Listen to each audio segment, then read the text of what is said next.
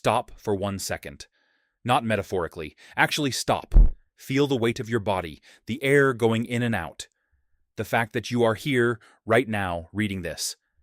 Now, answer this question, and answer it seriously. How do you know any of that is real?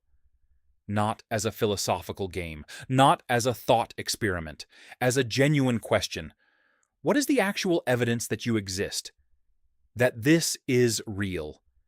That you are not a brain in a jar, a character in a simulation, a dream that hasn't ended yet?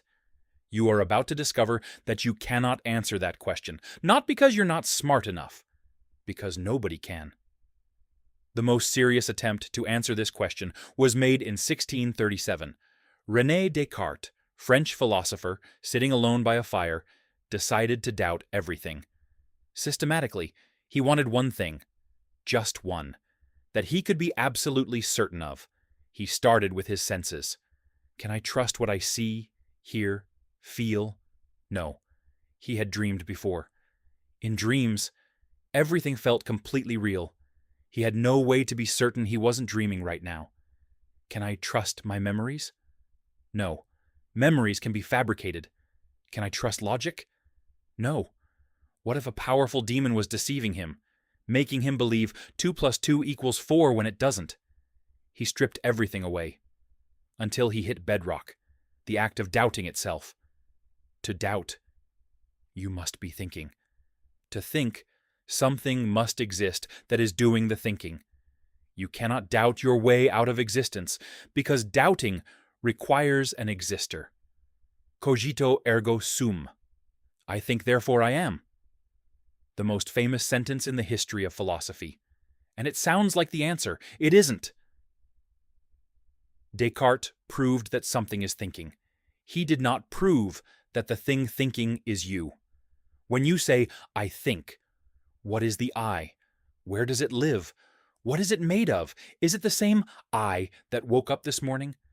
The same one that existed 10 years ago? Neuroscientists have spent decades searching for what they call the seat of consciousness, the specific place in the brain where the you that experiences things actually lives. They haven't found it, not because they haven't looked hard enough, because it doesn't appear to exist as a single location. Consciousness, the felt sense of being you, seems to be something the brain generates. A story it tells itself. A model of a self, constructed and updated, moment to moment. You are not experiencing reality directly. You are experiencing your brain's best guess at reality, assembled from sensory signals, filtered through memory and expectation, edited into a coherent narrative that feels like me. And the brain gets this wrong. Dramatically. Provably. People who lose an arm or a leg often continue to feel that limb. Not vaguely, completely, vividly, sometimes painfully. The brain has a detailed map of the body. And when the limb disappears, the map doesn't update. The experience of the limb continues, fully, convincingly. The arm does not exist. The experience of the arm does. This is not delusion. This is not imagination. This is the brain generating a felt, physical, completely convincing experience of something that is not there. Now think about last night. While you were dreaming, you were somewhere. You felt things.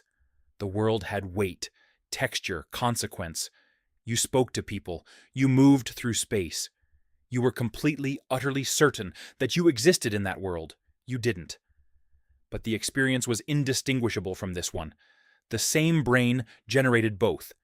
It didn't label one real and the other not real. It generated both with identical conviction. And in the dream, you had no way to know. So here is the question you have to sit with. How do you know you're not dreaming right now? The honest answer is, you don't. The feeling of being awake is generated by the same brain that generates the feeling of dreaming. There is no stamp, no watermark, no way to check. In 2003, philosopher Nick Bostrom made an argument that has never been properly refuted. If it is possible to simulate conscious experience, and computing power suggests eventually it will be, then simulated realities will come to vastly outnumber real ones. which means any conscious being is statistically far more likely to be inside a simulation than in base reality. This is not science fiction. This is a probability argument applied to existence. And here is the part that should stop you. If you were inside a perfect simulation, what would feel different? What test could you run? What would the experience of being simulated feel like compared to the experience of being real? Nothing. It would feel exactly like this. The simulation, if complete, would generate every thought you have, including the thought that you're not in a simulation. You cannot think your way out of it, because the thinking is inside it. And now the deepest version of this. Philosopher David Chalmers called it the hard problem of consciousness. Science can explain everything the brain does, how it processes signals, how it stores memories, how it produces behavior. These problems are hard, but they're the right shape. We know what kind of answer we're looking for. The hard problem is different. Why does any of this feel like something? Why isn't your brain just processing information in the dark, efficiently, invisibly, without any inner experience? Why is there something it is like to be you right now reading this? No one knows. Not, we haven't figured it out yet. Not, give neuroscience more time. Genuinely. This question may not be answerable by science as we currently understand it, because any explanation of why experience exists would itself have to be experienced, which assumes the very thing it's trying to explain. The existence of your inner life, the fact that there is something it feels like to be you, is the most profound unsolved mystery in all of science. And it is happening inside you, right now, unexplained. So, how do you know you exist? You have a feeling. A continuous, vivid, completely convincing feeling of being here, of being present, of being you.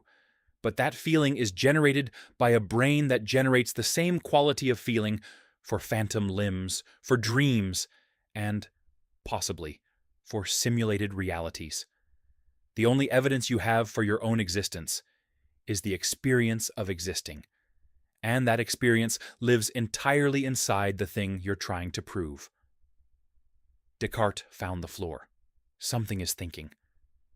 But the question of what that something is, whether it corresponds to anything outside itself, whether the world it experiences is real, he couldn't answer. Nobody has. But here is what I want you to hold on to. Every person you have ever met is in exactly the same position. Every human being who has ever lived, every philosopher, every scientist, every person who has ever lain awake at 3 a.m. feeling the strange weight of their own existence, has had no more proof than you do right now. We are all here, unable to prove it, completely convinced, taking it entirely on faith. And somehow, we built languages, and cities, and relationships, and music, and everything else that makes existence feel worth having, not because we proved we existed, because we decided to act like we did. If something in you just shifted, good. That is exactly what Hmmward is for. New question every week. Subscribe, because the next one reaches just as deep as this one did.